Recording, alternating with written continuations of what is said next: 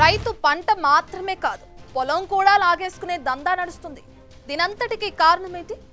రైతు ప్రభుత్వం పాలనలో ఒక ప్రాంత రైతాంగం ఇంతలా నష్టపోతుంటే అధికారులు ఏం చేస్తున్నట్లు? వీరు ఎవరికి కొమ్ము కాస్తున్నారు? ఈ ఆర్గనైజర్ వ్యవస్థ నుంచి రైతును కాపాడాలంటే ఏం చేయాలి? ఇప్పుడు చూద్దాం. ఆర్గనైజర్లకు చెలగాటం, రైతులకు ప్రాణ సంకటంగా మారింది పరిస్థితి. ఇక్కడ విత్తనాలను పండించి ఆ సీడ్ ద్వారా పంట పండించి రైతులకిస్తారు. బేసిక్ గా ఆర్గనైజర్ డ్యూటీ ఇదే. అయితే ఇక్కడ లాభపడేవారు కొందరైతే నష్టపోయేది మాత్రం చాలా మంది. గద్వాల జిల్లాలో ఏటా 30,000 ఎకరాల్లో పత్తి విత్తన సాగు జరుగుతుంది. దేశంలో ఎక్కువగా ఈ ప్రాంతంలోనే పత్తి విత్తన సాగు జరుగుతుంది. సీడ్ బౌల్ గా పేరున్న ఈ ప్రాంత పత్తి రైతులు ప్రస్తుతం తీవ్ర నిరాశ నిస్పృహలకు లోనవుతున్నారు. కంపెనీలు రాతపూర్వకంగా నేరుగా రైతులతో అగ్రిమెంట్ చేసుకోరు. మధ్యవర్తులతో మాట మాత్రంగా ఒప్పందం చేసుకుంటారు. ఇదంతా పర్యవేక్షించాల్సిన వ్యవసాయ శాఖ నిర్లక్ష్యంతో నష్టపోతున్నది మాత్రం రైతులే అవుతున్నారు. మామూలుగా అయితే సీడ్ ఇచ్చిన ఆర్గనైజరీ రైతులకు అప్పులిచ్చేవాళ్ళు. పంట అప్పగించిన తర్వాత అసలు వడ్డీ పట్టుకుని మిగిలిన డబ్బిచ్చేవారు. ఈసారి పంట సాగు చేశాక మధ్యలో అప్పు ఇవ్వలేమని చేతులెత్తేస్తున్నారు. దీంతో రైతు పరిస్థితి అగమ్య గోచరంగా మారుతుంది. ఎకరా విత్తన పత్తి సాగుకు 2 లక్షల నుంచి 3 లక్షల వరకు ఖర్చు అవుతుంది. ఒక్క పంట సాగుకే ఎకరాకు 50,000 నుంచి 1,00,000 వరకు పెట్టుబడి పెడతారు. కొందరు ఆర్గనైజర్లు రైతులకు ఇచ్చిన పత్తి విత్తన ప్యాకెట్లపై కంపెనీకి సంబంధించిన పేర్లు, బార్ కోడ్లు కనిపించవు. వారిచ్చిన విత్తనాలనే వేస్తున్నారు రైతులు. అయితే ఈ విత్తనాలు ఎలా ఫెయిల్ అవుతున్నాయో అర్థం కాని దుస్థితి కనిపిస్తోంది.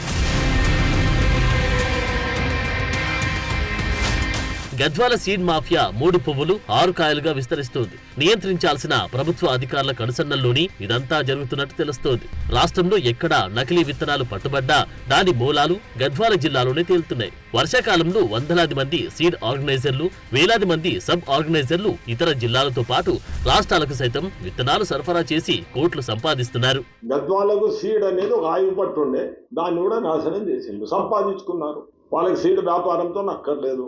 ఓరోరు 1000 కోట్లు, 800, 1,500 కోట్ల ఆస్తులు ఉన్నాయి.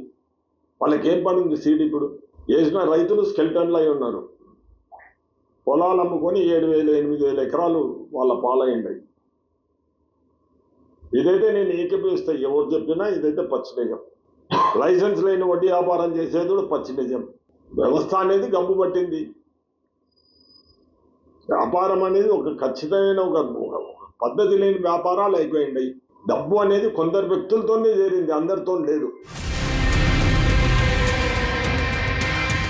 జిన్నింగ్ మిల్లు, ప్రాసెసింగ్ యూనిట్లు, సీడ్ షాపులే కేంద్రంగా ఎక్స్పైరీ విత్తనాలు, నాసిరకం విత్తనాలు, డూప్లికేట్ ప్యాకింగ్ గల విత్తనాలు, అనుమతుల్లేని విత్తనాలు లభ్యమవుతున్నాయి. నవంబర్ నుంచి జూన్ వరకు సాగే ఈ వ్యాపారంలో టన్నుల కొద్దీ విత్తన వ్యాపారం సాగుతుంది. ఈ అక్రమ వ్యాపారానికి ఇటు అధికారులే కాదు, అటు ప్రజాప్రతినిధులు సైతం కొమ్ము కాస్తున్నట్టు తెలుస్తోంది. దీంతో వీరి దందాకు అడ్డు అదుపు లేకుండా పోతుంది. బడా వ్యాపారాలను వదిలేసి అధికారులు చిరు వ్యాపారులపై ప్రతాపం చూపిస్తారు.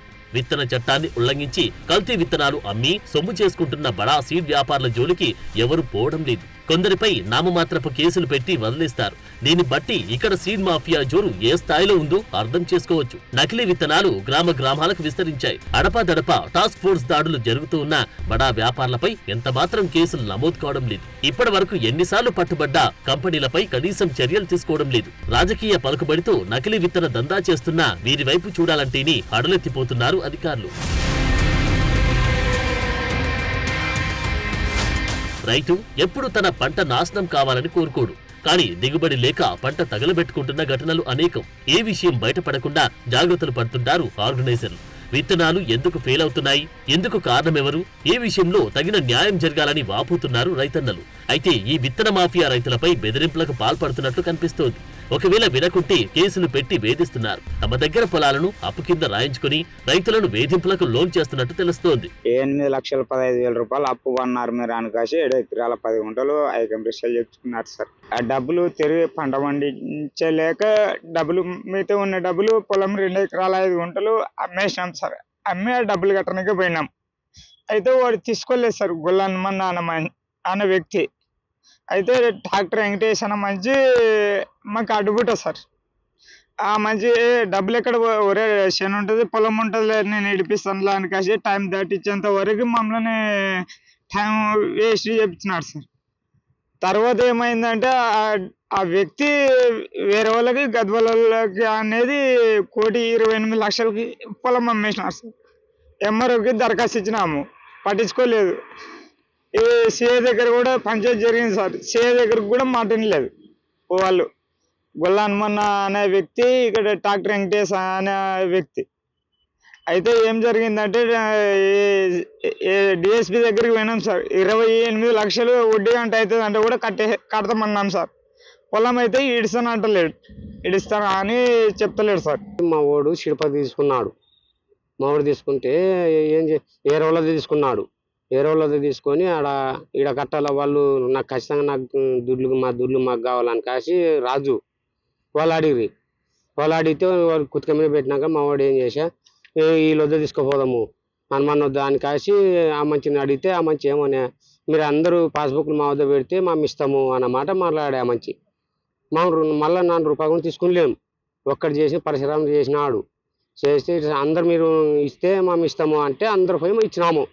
ఇచ్చినాక ఏమైంది, అందరు సంతకం పెట్టండి రా అని కాసి అంటే సరేలే అని ఆయకం పెట్టినాం.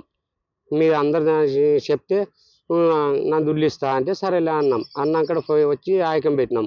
ఆయకం పెడితే కూడా మాకు కాగితం రాసి ఇచ్చినాడు, ఫలాన్ని గడుక్కి కట్టాలా అని. మనం కట్టనికపోతే తీసుకుంటలేరు. ఒకరి మీద ఒకరు చెప్పుకుంటే ఇట్లే లేట్ చేసుకుంటూ పోయినారు. యాడికి పోతే కూడా మాది ఇట్లే ఉంది. యాస రోడ్డుకి పోతే కూడా ఇట్లనే ఉంది మాకు. చూశారుగా ఈ రైతులు ఎంత దీనంగా కన్నీటి పర్యంతమవుతున్నారు. అంతగా ఇక్కడి రైతులు ఆగమాగమవుతున్నారు. తమ ఆక్రందన ఇకనైనా ప్రభుత్వం పట్టించుకోవాలని వేడుకుంటున్నారు వీరు.